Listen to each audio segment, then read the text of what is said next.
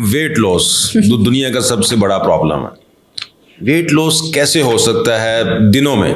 अच्छा, सबसे पहले तो डॉक्टर साहब मुझे इस जुमले से इतनी प्रॉब्लम है, दिनों में वेट लॉस नहीं होता है। मैं अपने क्लाइंट्स को ये कहती हूँ, मुझे कहेंगी आके कि जी हमारी कोई शादी है कुछ है तो मेरा 1 महीने में 10 किलो लूज कर ले। मैं कहती हूँ अपने आप को बददुआएं ना दे, वो तो बीमारी से ही हो सकता है।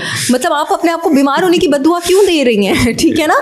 अगर आपने हेल्दी वेट, और जिन लोगों का एक हफ्ते में 4-4, 5-5 किलो शुरू में उतरता भी है, मैं आप सबको बता दूँ आपके जिस्म से पानी निकलता है, वो चर्बी नहीं निकलती। आपको पता है डॉक्टर साहब, जब आप कार्ब्स छोड़ते हैं तो आपका जो कार्बोहाइड्रेट का एक मॉलिक्यूल होता है ना, उसमें एबिलिटी होती है शुगर के एक मॉलिक्यूल में अपने साइज से 10 गुना ज्यादा पानी अपने इर्द गिर्द रोक के रखने की। जैसे ही आप कार्बोहाइड्रेट छोड़ते हैं वो सारा पानी शुर निकलता है। लोग बड़े खुश होते हैं कि जी मेरा तो 2 हफ्ते में 8, वाकई वो उतरता है, होता है। क्योंकि जो बहुत ओबीज होते हैं उनका वाकई 2 हफ्ते में 8 किलो पानी निकल जाता है। तो फैट जो है ना वो उतरने में टाइम लगाता है। फैट जब आपके पास उतरना शुरू होता है, उसके बाद जब आप प्लेटू हिट करते हैं ना, फिर आपका 15-15 दिन में आधा 1 किलो उतर रहा होता है, वो आपका फैट उतर रहा होता है। तो it definitely does take time, और हर बॉडी की कहानी डिफरेंट है हर इंसान की। खास करके हम खवातीन को हार्मोन्स बहुत ज़्यादा डोमिनेट करते हैं। हमारे केस में वेट लॉस है ही नहीं जब तक हम हार्मोन्स नॉर्मल ना कर लें। अब दुनिया, मेरे पास क्लाइंट्स आती हैं और बेचारियों के घर वाले वाकई नहीं मानते। वो कहती हैं हम पूरा दिन फाके करती हैं और बेचारी 100-150 किलो। वो सच कह रही होती हैं, क्योंकि जब तक लोग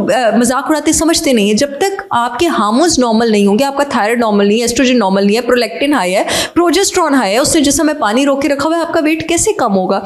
इसी तरह आपके पास फॉर एग्जाम्पल डॉक्टर साहब, अगर कोई पेशेंट है पित्ते का, ठीक है ना, अब अक्सर आपने भी नोट किया होगा अपनी प्रैक्टिस में, जिन लोगों के पित्ते में पत्थरियां हो या पित्ता निकला हो वो वेट आसानी से लूज नहीं करते हैं। उनको बहुत मुश्किल होती है वेट लूज करने में। उसकी रीज़न क्या है?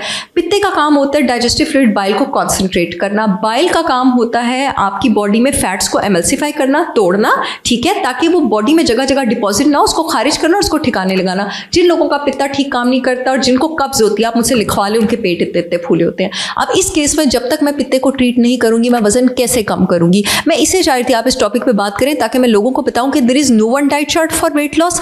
वजन बढ़ने की हमेशा एक अंडरलाइंग रीजन होती है। ओवर ईटिंग भी एक रीजन है, लेकिन वो बहुत कम केसेस में, असल में बहुत सारी रीजंस होती हैं। फॉर एग्जांपल, अगर किसी को हाइपोथायराइडिज्म है, जब तक मैं उसका थायराइड ट्रीट नहीं करूंगी, जब तक उसका T3 ऊपर नहीं जाएगा, उसका वेट कैसे लूज होगा? फॉर एग्जाम्पल, अगर अब किसी का वेट बढ़ा हुआ है, यहाँ पे मैं ओवर ईटिंग की बात नहीं करी, PCOS की वजह से बढ़ा हुआ है, अब जब तक उसकी बॉडी में टेस्टोस्टेरोन लेवल्स नीचे नहीं जाएंगे, इंसुलिन रेजिस्टेंस नहीं जाएगी, उसका वेट कैसे ठीक होगा? अगर किसी का वेट सिर्फ स्ट्रेस की वजह से ज्यादा बढ़ा हुआ है, जो स्ट्रेस हार्मोन है कॉर्टिसोल, बड़ी गंदी बैली देता है ये आपको, प्रॉपर एक वो स्ट्रेस बैली होती है, एड्रीनल बैली होती है। मैं सारी ऑडियंस को रिक्वेस्ट करूंगी कि जरा गूगल करें कॉर्टिसोल बैली क्या होती है, और इतने सारे लोग आप देखिए अभी उनको पता लगेगा कि उनको कॉर्टिसोल बैली है। जब तक स्ट्रेस नीचे नहीं जाएगा, पेट अंदर नहीं होगा। तो इस केस में आपको स्ट्रेस मैनेज करना है। मैं आपके प्लेटफॉर्म के थ्रू सबको ये बताना चाहूंगी कि ना वेट लॉस का एक प्लान है, ना दिनों में जो होता है वो वेट लॉस होता है, और ना ही इसका कोई शॉर्टकट है।